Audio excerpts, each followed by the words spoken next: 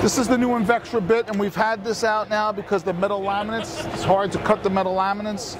It's not stainless steel, but metal laminates. So now they were having a lot of trouble cutting it where it was burring up on the edge. So now we made this new bit, solid carbides, 1/2-inch shank, okay, and the 1/4-inch shank solid carbide. The high polish finish, the special grinding techniques that we use to give a nice smooth finish when they trim it off. See by there?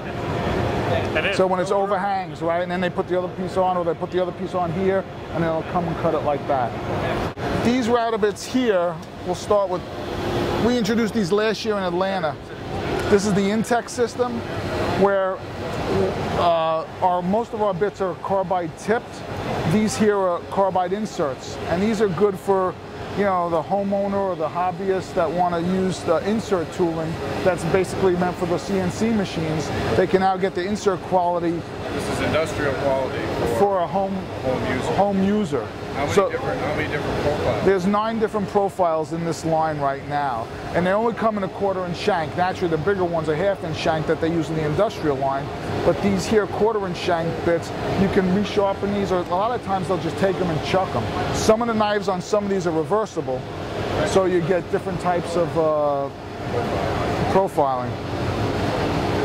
I think this one here that you had, this one will chamfer, and it'll also do like a bevel cut.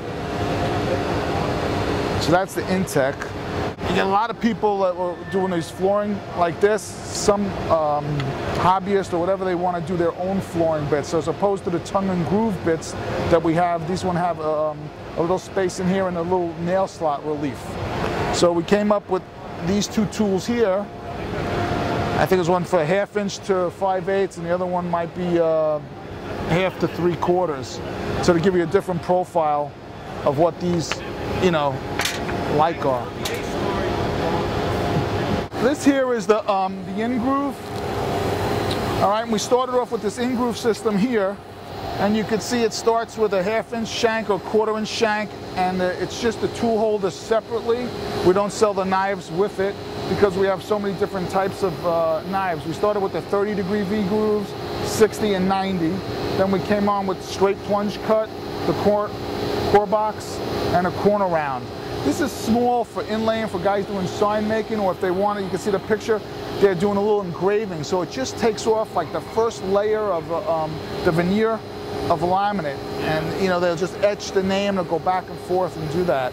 Now, they're only 1/2-inch shank this, Frank? No, I also have this in a 1/4-inch shank. Yeah, we just saw a small CNC machine that only took 1/4-inch shank. So that's why we did 1/2 and a 1/4. Yeah. And you can see at the tip, it's hard to see, but there's a certain, each V groove here, like 005, is the flatness of the tip.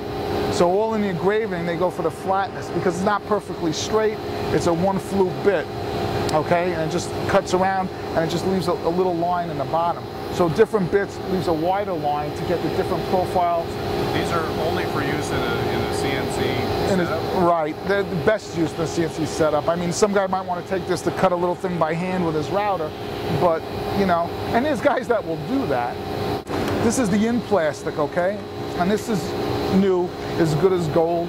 The gold's in here.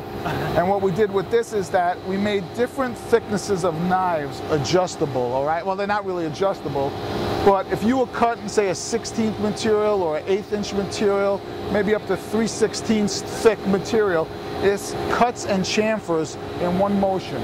So you come right through the material, they'll cut it and chamfer in a one motion. So you get like a quad cut, we called it. Yeah. When you go to the bigger material, it won't go through. It's a large, and you can see by this knife here is the biggest one. There's a large cutting edge. You get a minimum maximum in there, but with this one here is a large cutting edge, so this just goes around the edge. It won't go through because you know what they're going to do. They're just going to ramp up the feed rate, and then it's going to go through, and it could possibly snap. Yeah.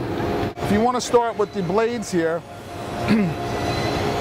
this is our Amana blades. This is our top line of blades, okay?